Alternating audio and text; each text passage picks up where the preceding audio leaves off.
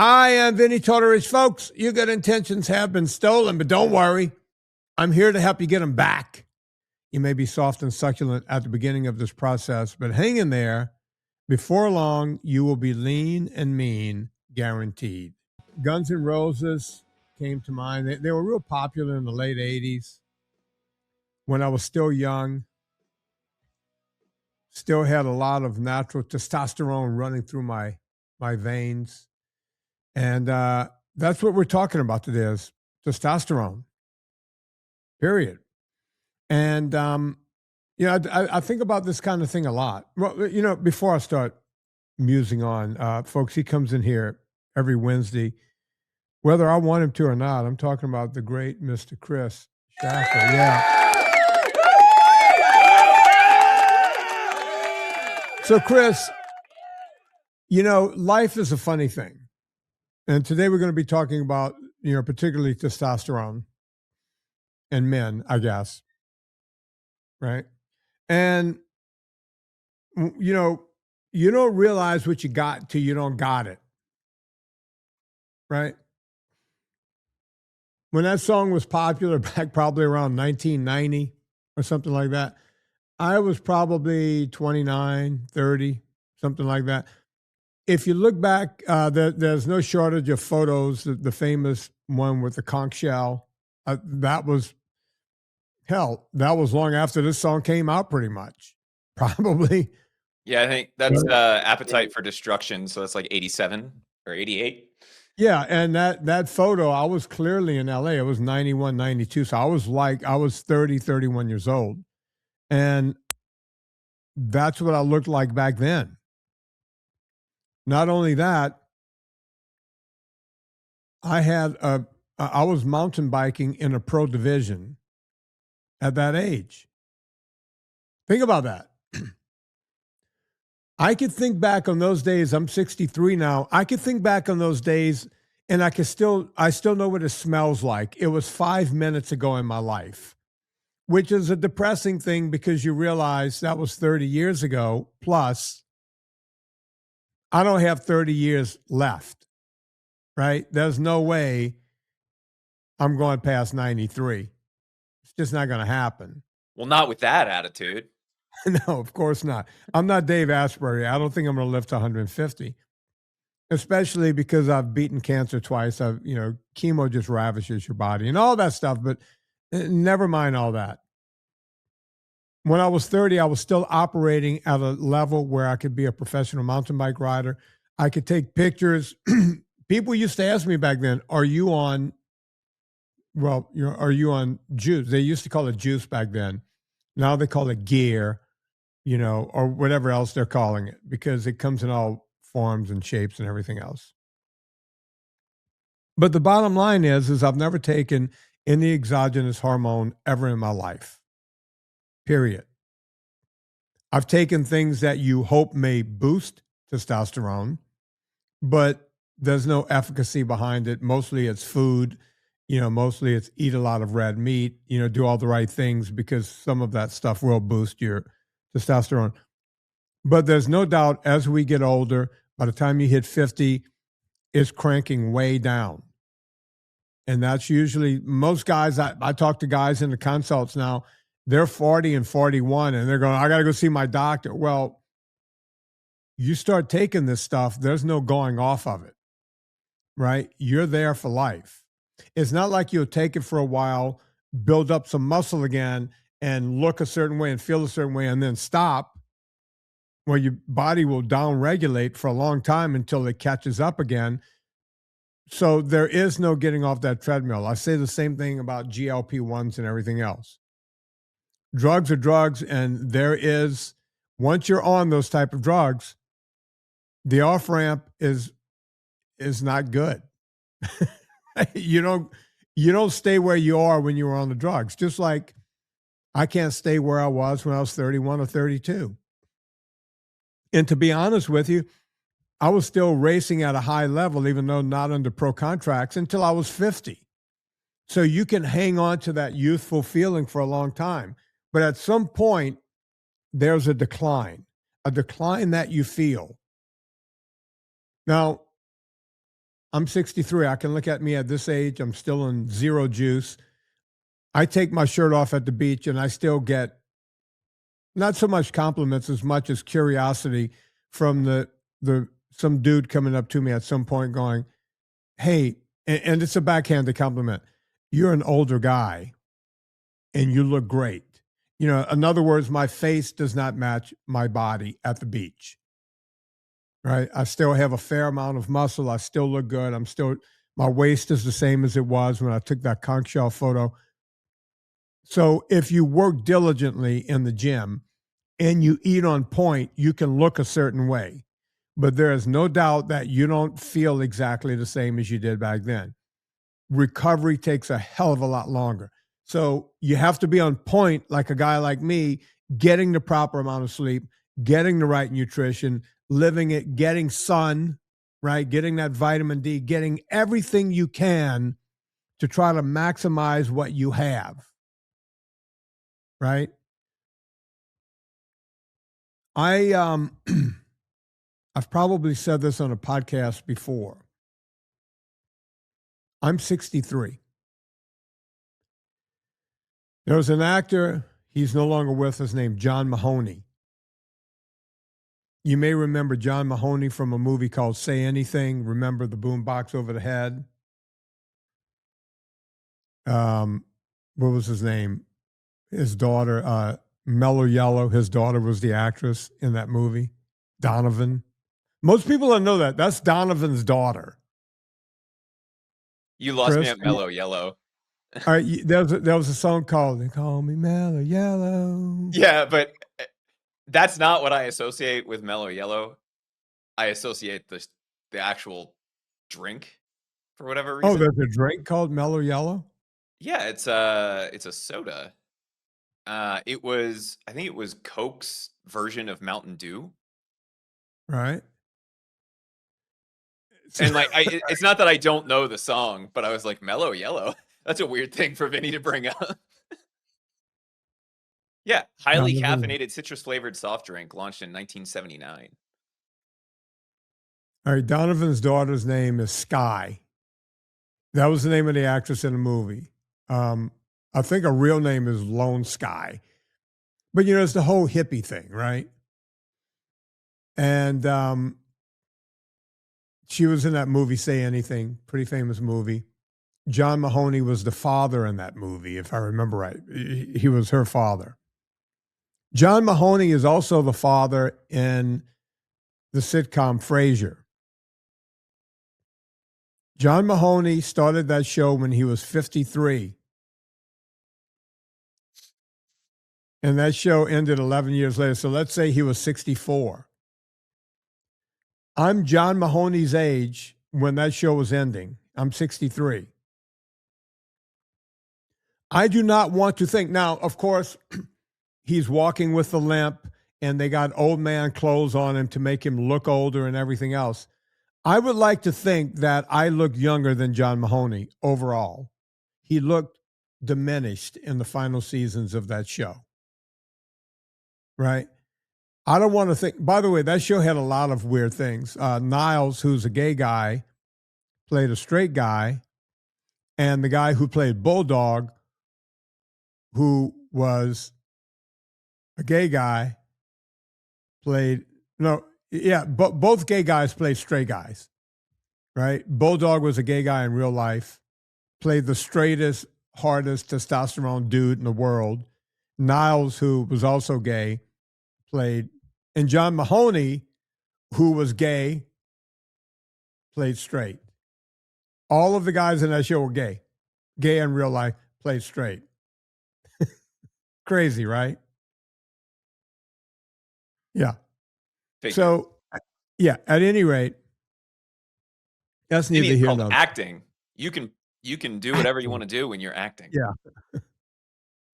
Now we live in a world that's like, oh, they should have used a gay guy. Like when someone plays someone who's mentally, like. My favorite is there was a controversy recently over somebody in a wheelchair. Yeah. And it's like a one-legged Asian woman or something in a wheelchair. They're like, how dare you get a one-legged Asian woman that's not in a wheelchair to play? Like, what? It's called Can't acting. Yeah. I can't We've lost imagine I someone. can't imagine that pool is that big that you're like, "Hey, let me pick from Yeah. the 2 people that meet all of Let me these go find the definitions." person that's going to fit this. Anyway, yeah, John Mahoney, who looked very much older. I can't believe that I'm John Mahoney's age. I don't feel I might look like I'm John Mahoney's age, but I don't feel like I'm John Mahoney's age, and I'm not acting like I'm John Mahoney's age. Right. And like I said, a lot of it with acting, they had him in the old man pants and the plaid shirts. Well, I got a plaid shirt on today. And, making him look older. And of course, he had the limp and everything else. Last night, I went skating at the community center on my roller skates.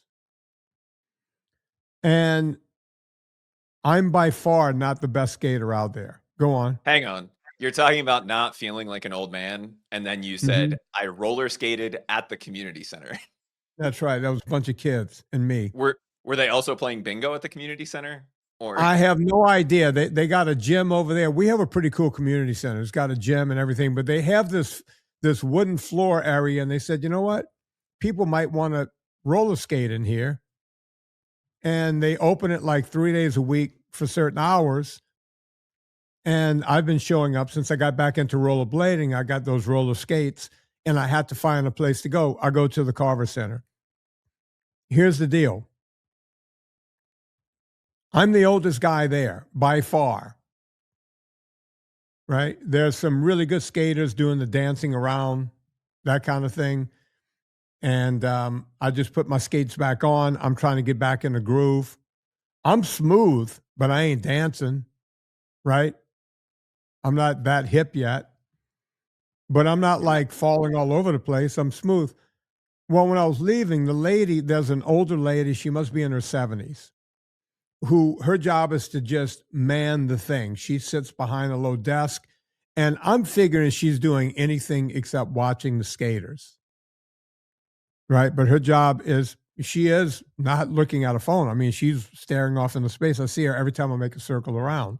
And every 45 minutes, they say switch, and you go the other way, right? So you're not just making circles in one direction. So when I was leaving last night, I was one of the last people to leave because you have 2 hours and 45 minutes to skate. She goes, "Hey," and I went, "How you doing?" And I said, "Thank you for being here. Thank you for," she goes, "Oh, no problem." She goes, "You skated for over 2 hours, didn't you?" And I went, yeah. I looked at the clock and I went, "Yeah, I guess." She goes, "Oh, you've been going for 2 hours and 15 minutes." And I said, "Really? You how keep," many laps did I make? and I was like, "How do you keep track of that?" She goes, "Well, I started to notice you because you didn't stop.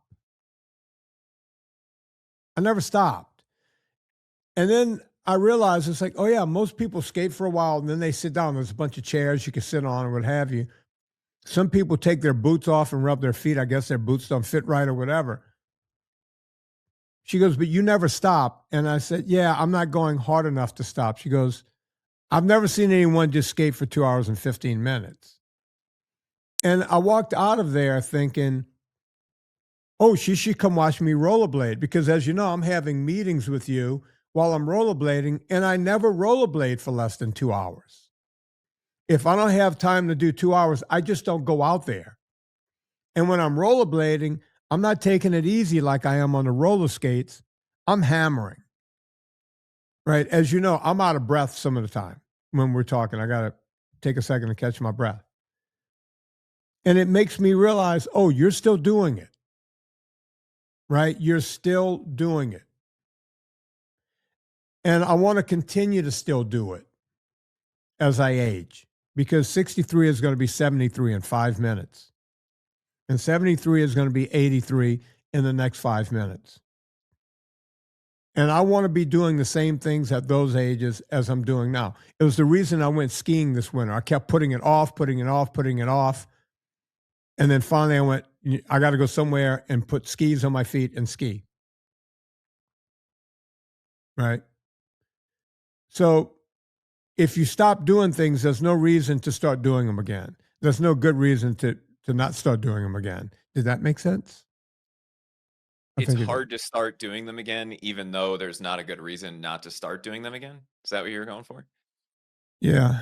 Only time will tell us if we can stand the test of time, as the song said. Look, I mean, every time I think of something that I used to do that I don't do anymore, I'm doing it.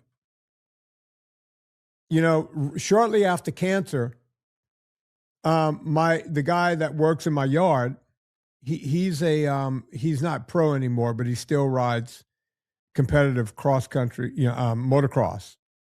And I would always talk to him. It's like, yeah, I used to ride dirt bikes and the whole thing. I don't own a dirt bike anymore. I'm not planning on buying one.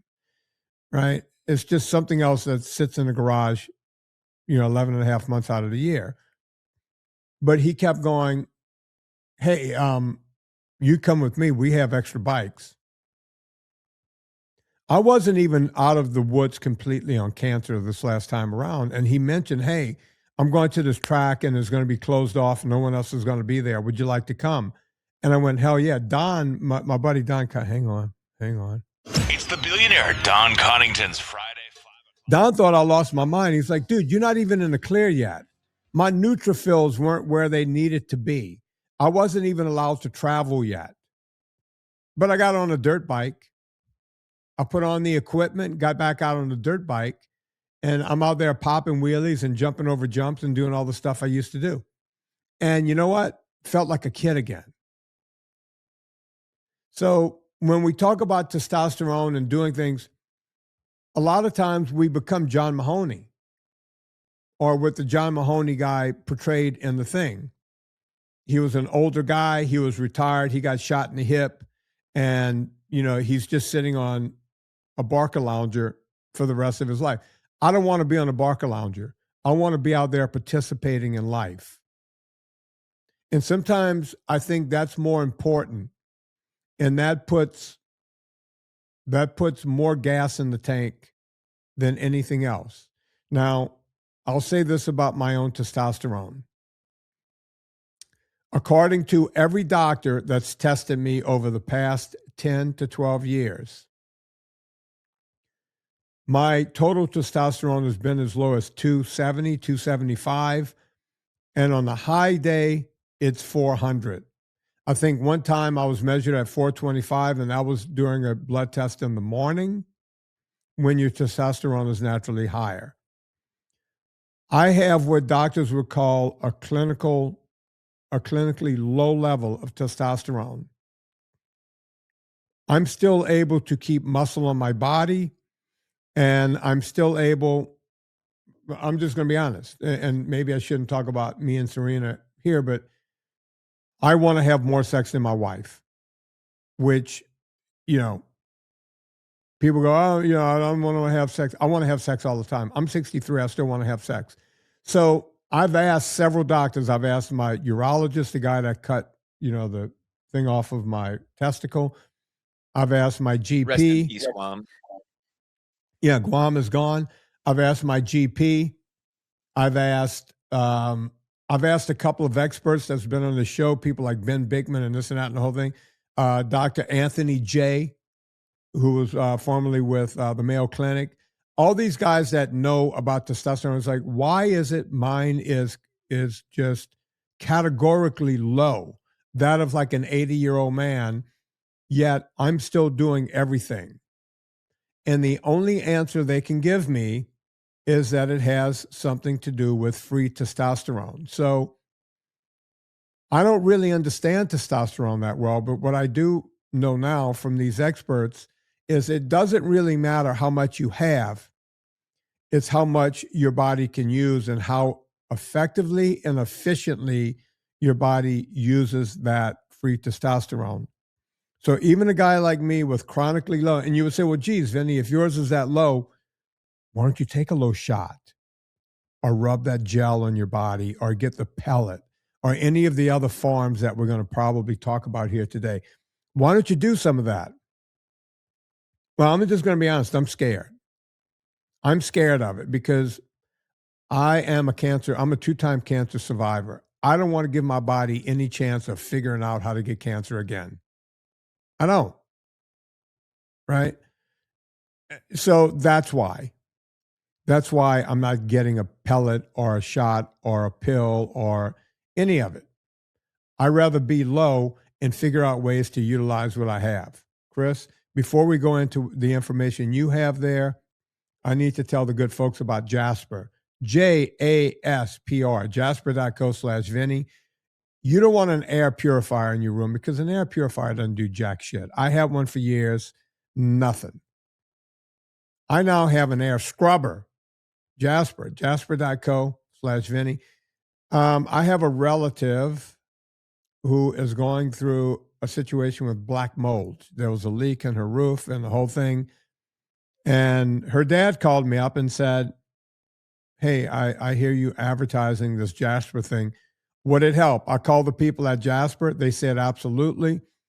I got this in her house. And even though they're taking care, they're remediating the mold, she's able to sleep in that house and she's got that filter that's scrubbing the air while they're doing it. She feels a lot better about everything that's going on. You want to get a Jasper, put in jasper.co/Vinnie. You will save how much? $300 on your Jasper. If you order 2, you'll save $600. If you order 3, you'll save $900 and so on. Jasper.co/Vinnie. Put that promo code in, VINNIE, no wimpy Y, and save $300 at Jasper. Chris, what do you have over there?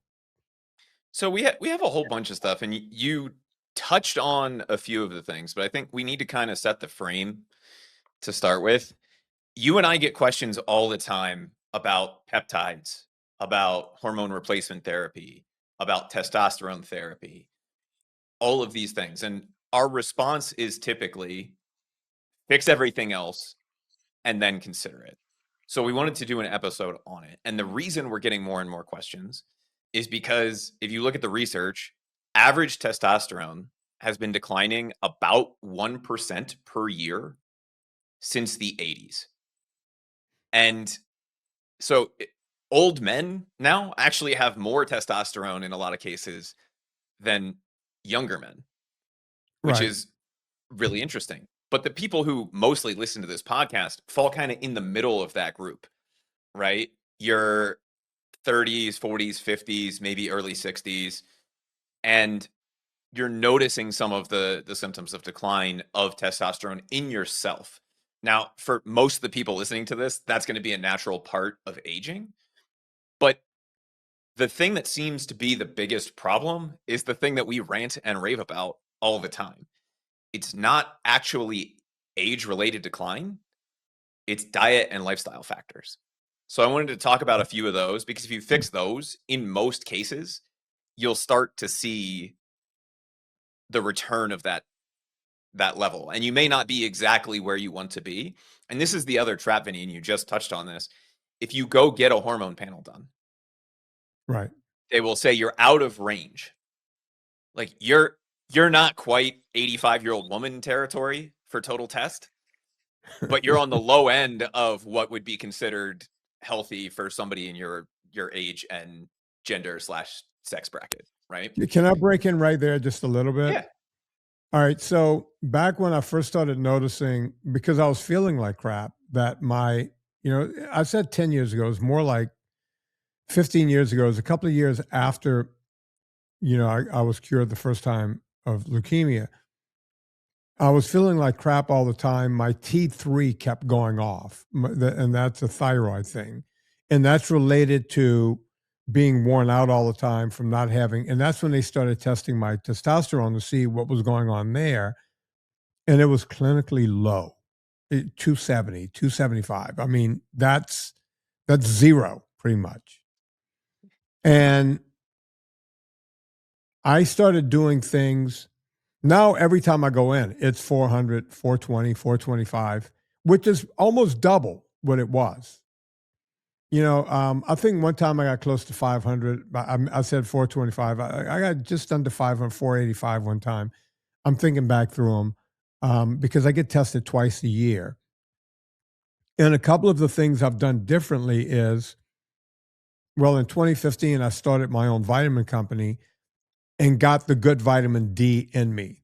Vitamin D is basically a vitamin hormone, right? And we source, and this is not, this is, folks, you could take any vitamin D3 you want, but we source the best vitamin D3 in the world, and then we mix it with metaquinone 4 and metaquinone 7, which that's MK4 and MK7. That's a breakdown of vitamin K, and that helps your body absorb the stuff. Right? We don't just give you the vitamin; we give you a way to absorb it, and that was the first time my testosterone started ebbing up into the 300s. Right? And then I started went, okay, now I got to get more consistent sun because I don't want to just rely on the D3. So even in the winter months, on days when I can stand it, I'll go outside, for 20 or 30 minutes in a t-shirt just so that my arms and shorts. Serena thinks I'm crazy. And, I'll walk around, jog or whatever. If it's 30, I don't do it. I just don't do it. But if it's, 40, I'll go outside and just walk around on a sunny day just to get some of that natural D coming in. I find that helps a lot. I also take tocotrienol, which is the better form of vitamin E. We do not sell that, folks. But I take that twice a day. By the way, I take D twice a day. I don't take all my vitamins at once. I break them up. Multivitamin also helps a great deal. People, oh, come on, Vin. Doctors say it's expensive pee. Not if you take the real stuff. Right? So I'm doing a lot of things like that will help your body make testosterone naturally. But go on, Chris. So just while we're on that, I think the other thing that is interesting is vitamin D is a big one. If you're low on vitamin D, which almost everyone is because we sit in an office all day, fix that, get some sunlight, take some vitamin D. The one thing you didn't mention that's in our vitamin D, Vinnie, you have to put that into a fat of some sort. So we use Capelli olive oil. But the other thing that's interesting is zinc and magnesium also have a strong effect there. So before you're looking at any of the peptides or TRT or pellets or any of that kind of stuff, get a blood panel done and look at where you're deficient and then start supplementing those things. I think sunlight is a huge one, vitamin D, but zinc and magnesium also have a similar effect if you are low. So zinc, being zinc deficient lowers testosterone. We've known that since 1996, but no one talks about it. And people with higher testosterone levels also have higher magnesium levels. So it's not to say that taking magnesium causes the higher testosterone, but there's a strong correlation there. But I think the biggest things that impact this for most people, and I have a whole list here, and we've touched on some of them. The number one thing, being obese. Yeah. Who knew? It's almost like it screws up all of the functions of your body. And closely behind that is not getting enough physical activity, period. Now, there's two different ways that I see this having a relation to testosterone. The first is, obviously, if you have a sedentary lifestyle, there's a higher correlation with being obese. So if you're not getting up and moving around, that's a problem. But the second aspect of this is lifting heavy things. And they've done a lot of studies with squats, deadlifts, full body movements. That has a massive impact on testosterone. If you're not lifting heavy things, get in the gym a couple times a week and lift some heavy stuff or throw some wood around in your yard. Do something where you're using your entire body, not just cardio, but picking things up, putting things down, to quote the old SNL skit. That has a massive impact. And even 10 years ago, so when I was 28, 29, I could tell the difference. If I was out of the gym for 2 or 3 weeks, you start to kind of feel sluggish. Maybe you're not waking up the same way, if you know what I'm saying. And then as soon as you get back in the gym and you start doing deadlifts or squats or a combination of the two, it comes back. And yes, you feel like crap the next day, the first time that you do it, because your body's not used to it. But that has a huge impact. Sleep is another big one. And I think so 5 hours a night versus 8 hours a night. They've done a couple different studies on this. 10 to 15% drop in 1 week. Yeah. Just from a 3-hour difference in the amount of sleep. Diet, to me, I think is the easiest one to control for everybody and the one that has the most impact.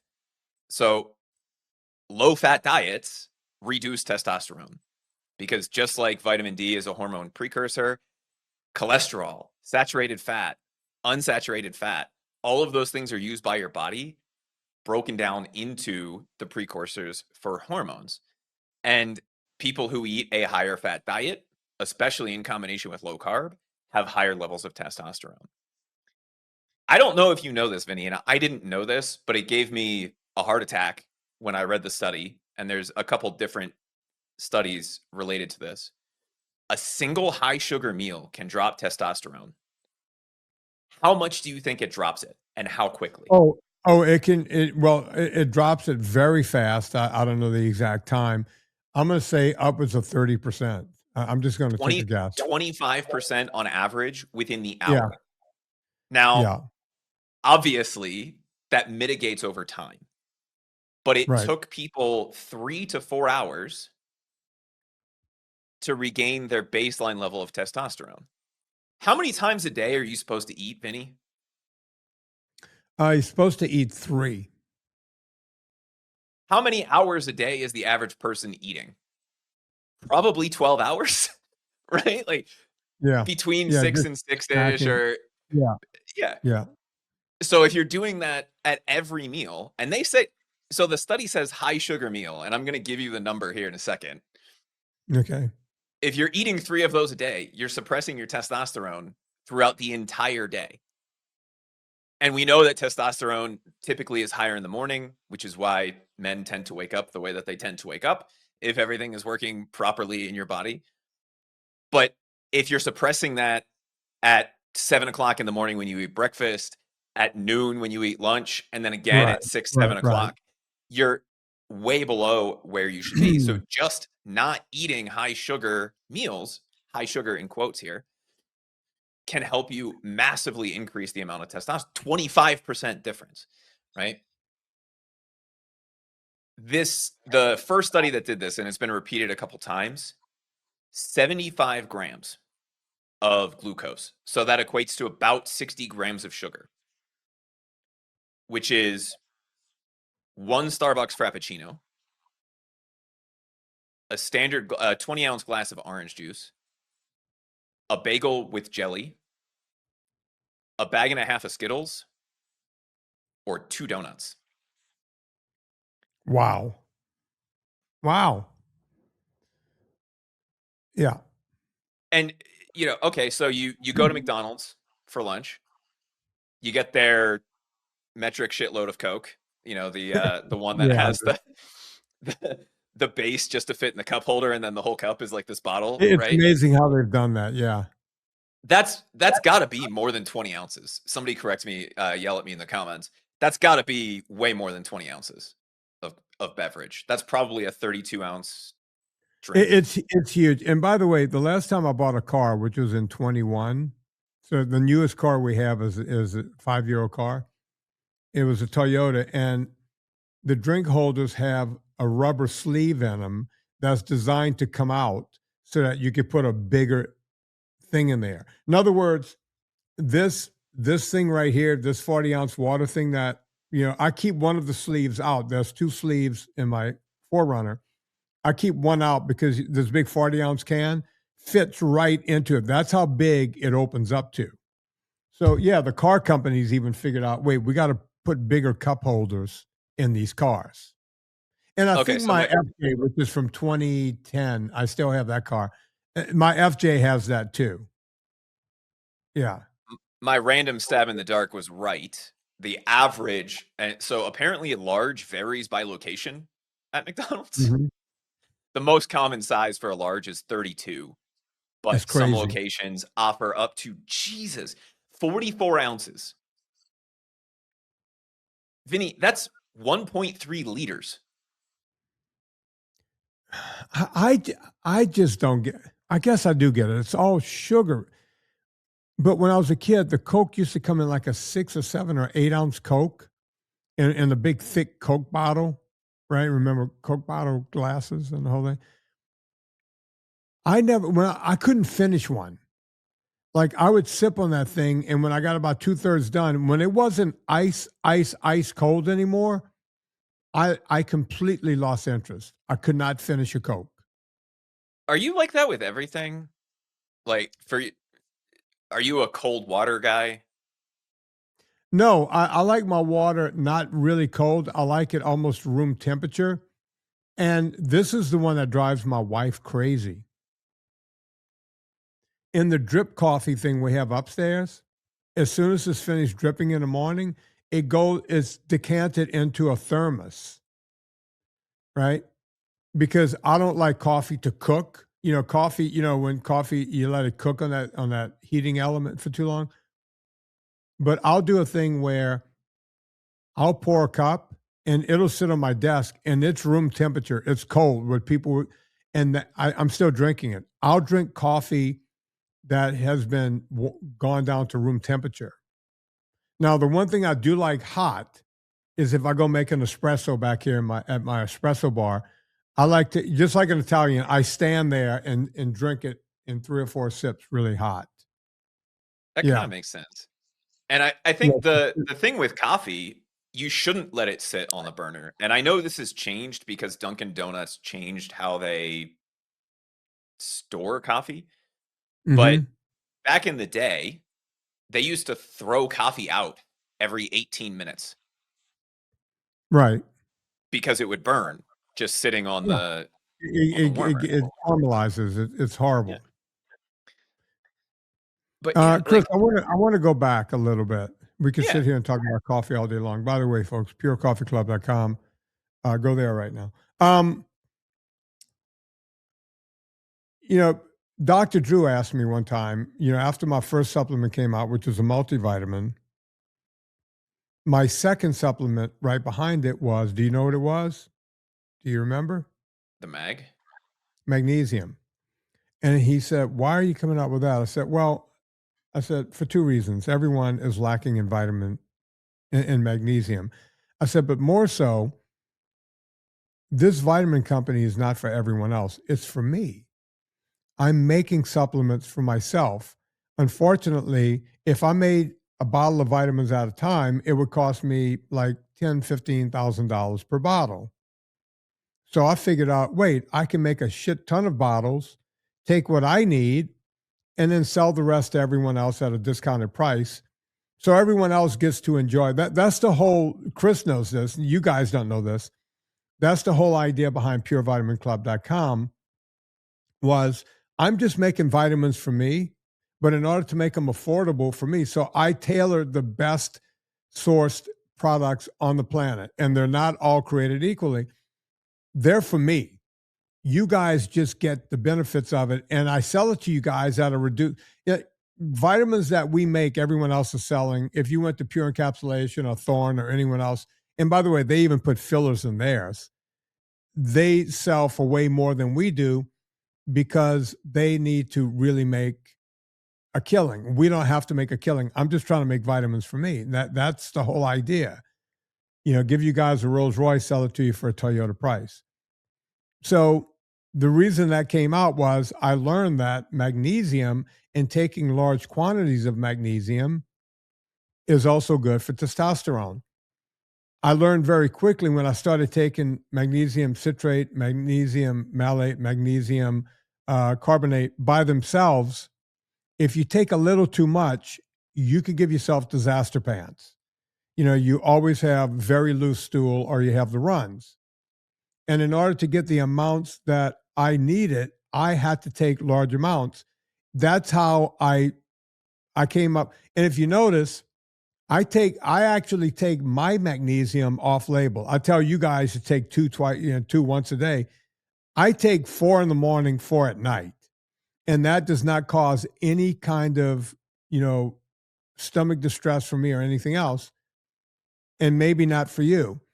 but I'm taking it. I figured out the magnesiums that absorb better and that your body use. And again, I brought my testosterone from the tank up to something that's reasonable. And that's, if you notice, a couple of supplements later after the vitamin D came out, Chris knows this, I came out with zinc. And not just any zinc, zinc picolinate, because that's the best form of zinc and by the way, I hardly ever get the common cold. I hardly get any. And by the way, whenever everyone else gets the flu and this and that and the whole thing, I might get a scratchy throat that's gone in a day or two because I'm always taking zinc. Now, by the way, there's a UL in zinc, right? If you take too much, it can become toxic. So you got to be careful with that. So I don't take that off label, but I wanted to make the best zinc in the world. Not for you guys, for me. You guys just get to reap the benefits of this. That's the way the whole Pure Vitamin Club thing works. I'm making these things for me to help my health naturally so that I don't have to go into pellets or gels or injections or anything else. And you guys get, and by the way, same thing with, I don't know if we're going to talk about it here. I don't know if Chris has it written down, but in a few weeks, we're going to have the best form of creatine coming out. Not for you guys, but for me. And as a matter of fact, we know another company that's using the same creatine. Their price is double what we're going to charge on the same thing. Is it double or pretty close to double, right, Chris? I don't want to exaggerate. It's more than double because it's double for 30 days, what we're doing for 90. Yeah. So, which is crazy, right? I'm not going to try to do that mental math and embarrass myself on the podcast, but it's well more than double.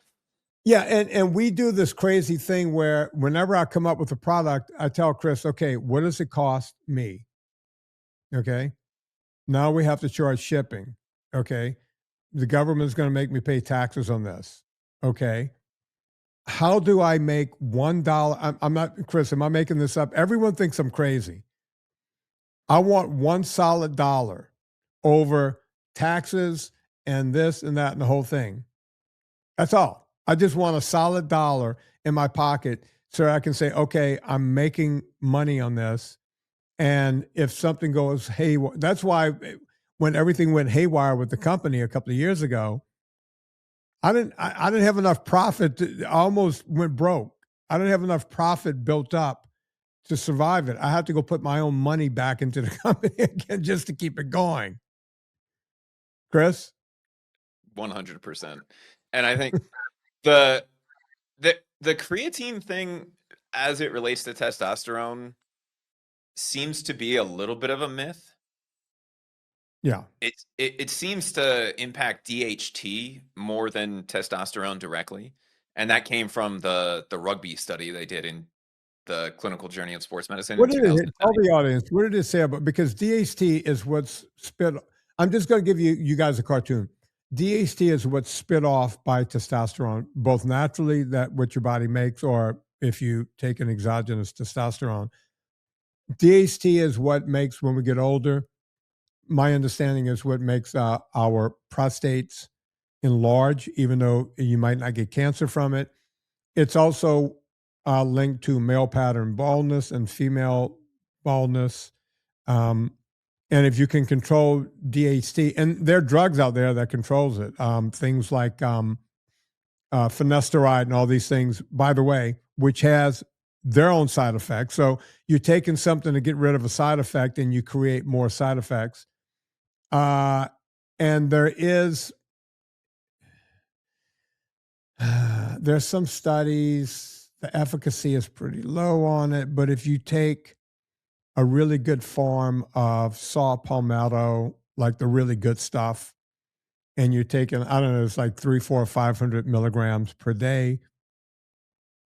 There's some studies that show after like 6 months. So you got to take this stuff consistently for like 6 months. And they say that it could start cutting back on the size of your prostate. You might start growing hair again, all this kind of stuff. The efficacy on that is very low, but at the very least, saw palmetto will help with free radicals and everything else, and with inflammation. So it's not particularly a bad thing to take. We don't sell it, by the way, folks. you can find a good brand out there. You want to take at least 300 milligrams of it. And I could tell you this, take the liquid form over anyone that's powdering it. So if you buy saw palmetto in a powder that's been desiccated or anything else, as I say, with a lot of these things, desiccation means desecration. So, ooh, look at me like Jesse Jackson. So they do make liquid forms of it. So if you're going to take a saw palmetto, if you're a dude or even a woman, because it helps with free radicals and keeping inflammation low and everything else. I didn't mean to go off on the saw palmetto thing, but Chris, No, I think the interesting thing with creatine is that people who take, and again, this is more correlative than causative, but people who take creatine tend to, I don't know, utilize creatine in the gym. So creatine in and of itself only seems to impact DHT, which is not necessarily a good thing. But creatine combined with heavy lifting, which is what you should be doing anyway, has a large impact. That doesn't come from the creatine itself, it comes from the heavy lifting. But people who supplement with creatine typically are more consistent with the heavy lifting. So that's not going to be a cure-all. And there's a lot of things that we could talk about, Vinny, like ashwagandha and yada, yada, yada. There's a million things that people talk about. What's the other one? Long Jack. yeah, which again Tribulus. is Right. it's a weed. They're all weeds that grow that they powder and you know that again, you know, you go read the ads on these things. Long Jack is gonna somehow, you know, you're gonna be, you know, fucking like a porn star. Was it The same with Tangat ashwagandha. Ali is the Yeah, that's the name of it. It's Tungana. And it's I've tried this stuff.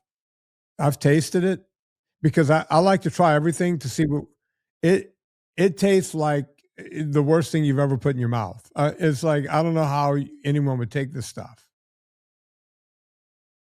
Is it weird to say it's like rust mixed with dirt? Yeah, it's more It's the rust same than dirt, color, though. but it's like Yeah. it's metallic and brown. Like it's just not fun. Have you ever tried any of this stuff? I Uh, took it for 2 or 3 days to see what it was, and I was like, "This, I can't do this. yeah, There's no way." Tangat Ali probably 15 years ago when they first started talking about it. Yeah, And for me, it made a difference. Like there was a noticeable difference, really. if you know what I'm saying. But it was not We're pleasant. And you talking could gym difference or bedroom difference because they make all kinds of weird claims on this stuff. both. I mean, Really, like waking up in the morning feeling like P. Diddy, right? But it only lasted, so that only lasted a few days, all right, and you kind of come back to baseline. So there is some effect there, but what's the point? Because if your body gets used to it, then you're just at whatever that level is. If it is right. increasing things, and it's all downstream effects, none of that stuff has anywhere near the effect of not eating sugar, not eating high Right. carbohydrate meals, working out. And I know this sounds ridiculous, but doing the right things have the right results, right? If you're lifting heavy things, you're getting proper sleep, you're not under chronic stress. And this is another big one, Vinny. Stress, even short-term stress, has a huge effect. So they ran a study and they asked people what their like biggest fears were. And they had a list of things like getting evaluated at work, doing mental math in front of people, or public speaking. And they measured their testosterone and then they made them do those things. Like, oh, you don't like public speaking? Here, let us do a blood panel. We'll make you public speak, and then we'll do another blood panel. Really, Up to a 30% temporary drop. And in that case, it was for a few days. really, Yeah. Like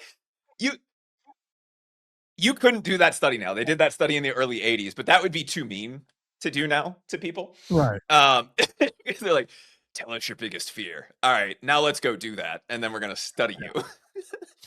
The bigger one though is chronic stress.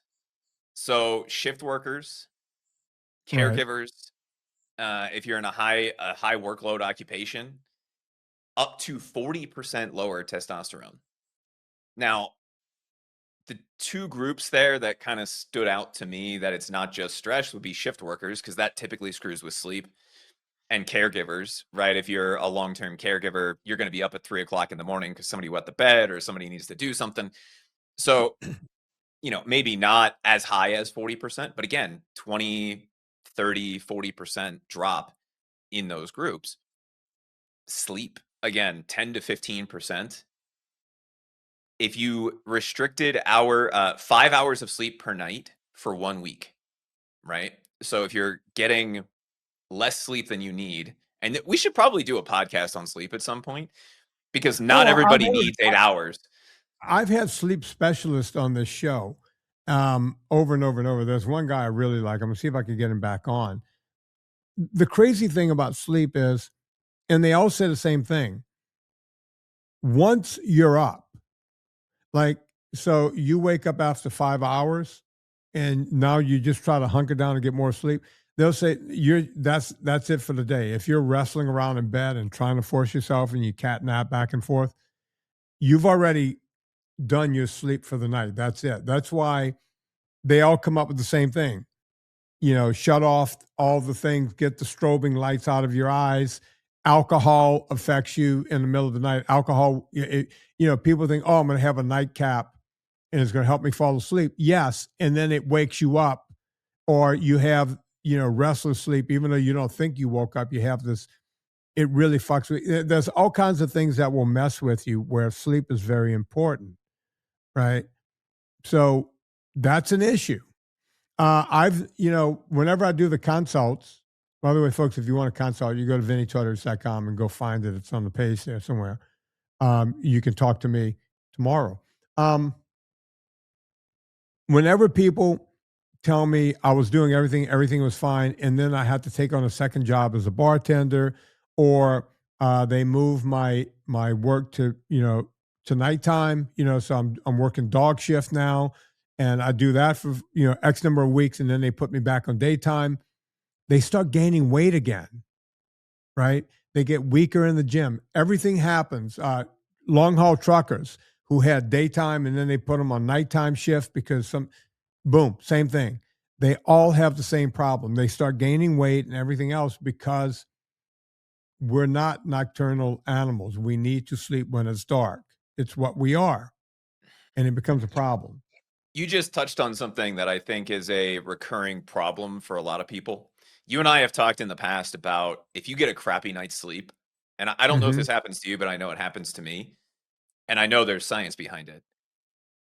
You typically have a higher craving for carbohydrates the next day because of the impact on ghrelin and leptin of the reduced sleep. So if you're getting crappy sleep, you're then craving carbohydrates. So you're reducing testosterone by not getting enough sleep. You're then eating more sugar the next day. I just pulled up the math. It's 50% higher carbohydrate cravings when you have mild daylight sleepiness. I remember that in college when I would pull all-nighters. And then, you're pulling an all-nighter and then you got a test, test is at 10 a.m. and it's now 7:30 in the morning. And I would literally go down to a donut shop and grab a dozen in college. I remember doing that, going, I need to sugar up. I need to carb up because you were up all night getting ready for that test. And, that was the one time I do remember doing that. Chris, there's a technical thing. I have to take a quick break, folks. We're going to be right back. You guys won't even notice this, but we'll be right back. We're back, Chris. Sorry about that. I had to take care of a technical problem. Where were we? We were talking about poor sleep and carb cravings. And while you were dealing with the technical issues, I did a little bit of digging.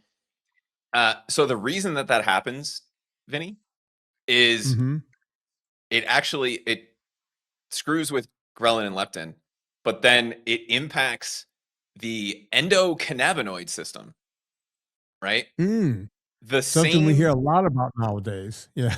And it actually triggers the same exact pathway as the munchies. Yeah. So you can makes smoke sense. a big old blunt, or you can get Yeah. crappy sleep, and it activates the same system. You have a choice. Yeah, you have a choice.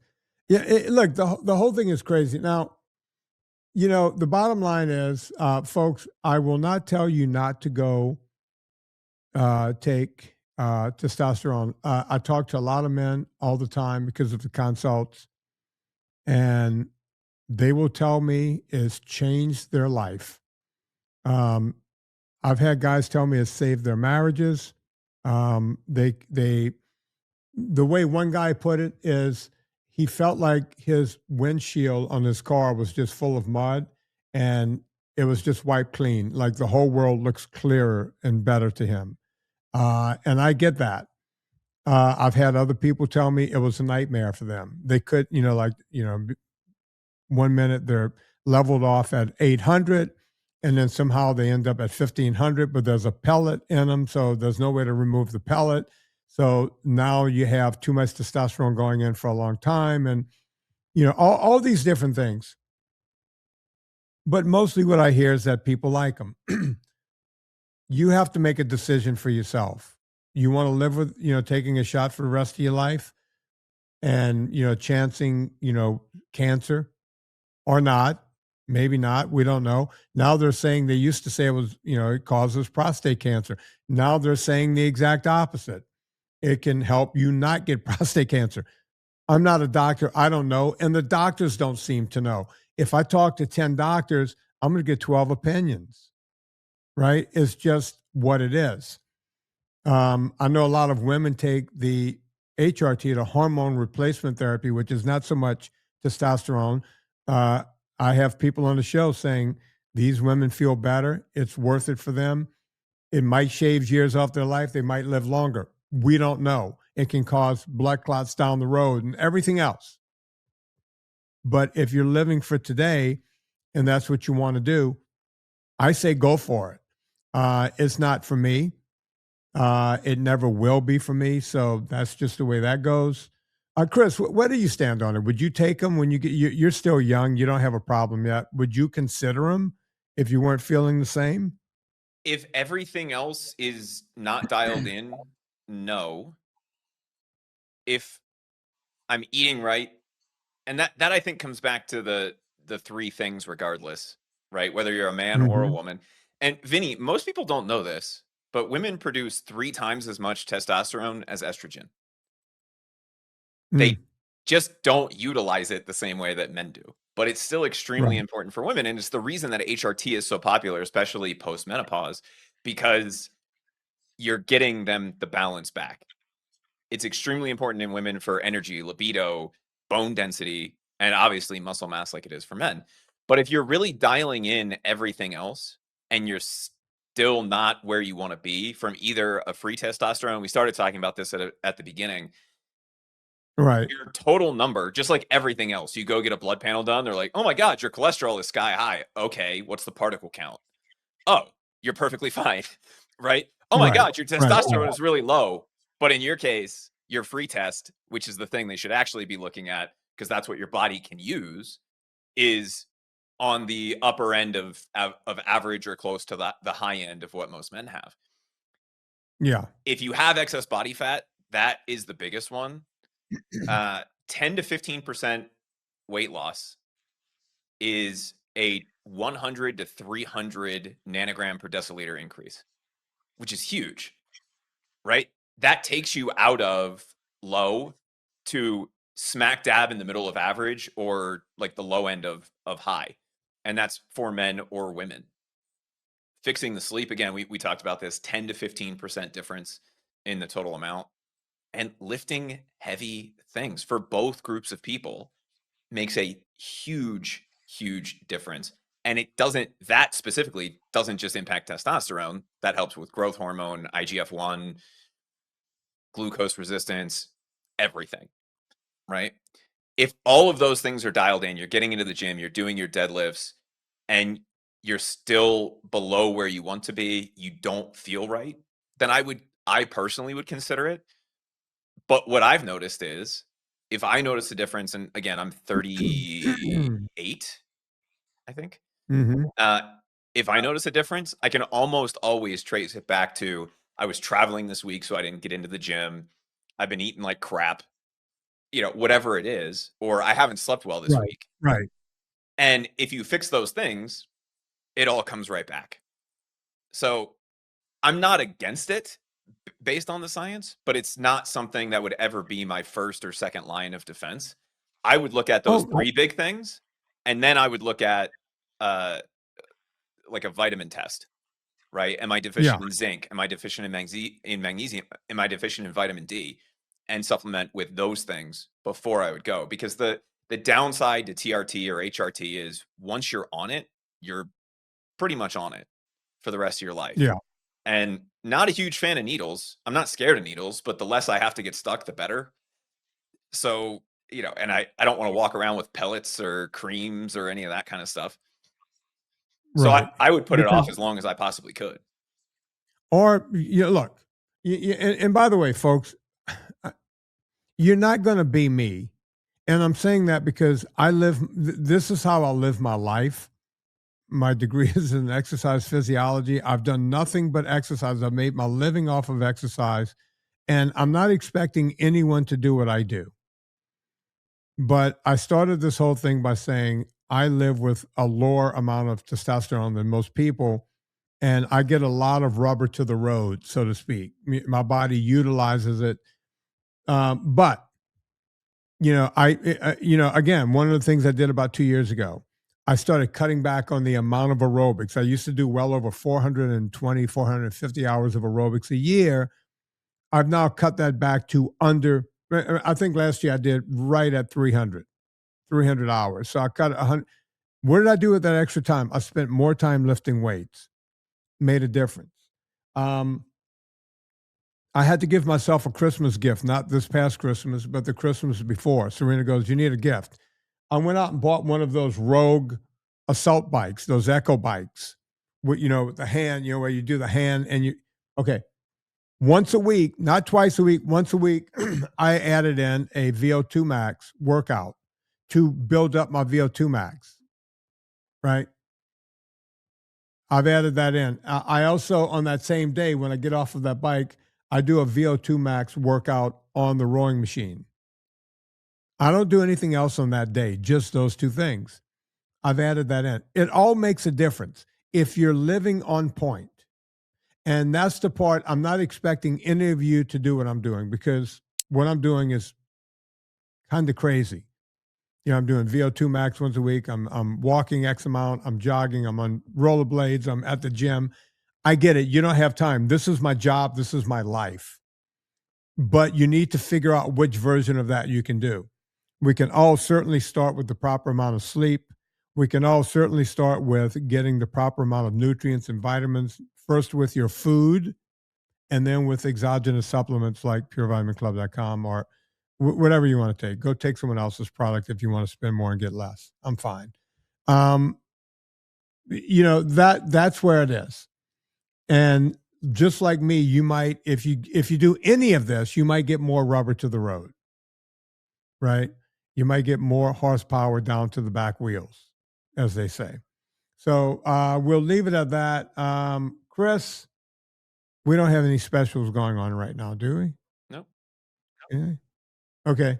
So, folks, you can go to purevitaminclub.com and get everything at regular price, which is cheaper than anywhere else where you're going to get any other vitamins of a lesser quality at a higher price. So go check out purevitaminclub.com. You say that, Vinny, but we always have a discount. We have a subscription discount. We have multi-item discounts that people like to take advantages of. And I'm laughing because right before we jumped on, I was dealing with a customer service email and I got into the guy's account and I was like, "You realize you have 4 different subscriptions that all ship one day apart? Would you mind if I put them on one and save you a bunch of money?" Right? Yeah. Like, we do that kind of stuff all the time, even if we're not running a promotion. Yeah, we're trying to check. We're trying to help the customer as much as we can. So go check out purevitaminclub.com. When you're on that page, you'll also see purecoffeeclub.com. Everyone says they love my coffee. I was on, my wife bought something the other day and the thing came to me on this thing called Shop. I don't know how this magic works, but it showed up on my phone. So I clicked on it because it's like, wait, I didn't buy anything. I went, oh, Serena bought some kind of cream or something, because women like to cream up a lot. And then I looked at the shop thing. The third thing down was purecoffeeclub.com. It's like, all right, look at that. We're on shop.com. Look at us. We made the big time. So go check out everything we're doing everywhere. If you have any problems, contact Chris. If you don't like me on Twitter or X, go tell Chris about it. I don't care. Chris might care. So on behalf of Chris Shaffer, my name is Vinnie Tortorich. Put life into living and do it with just a little more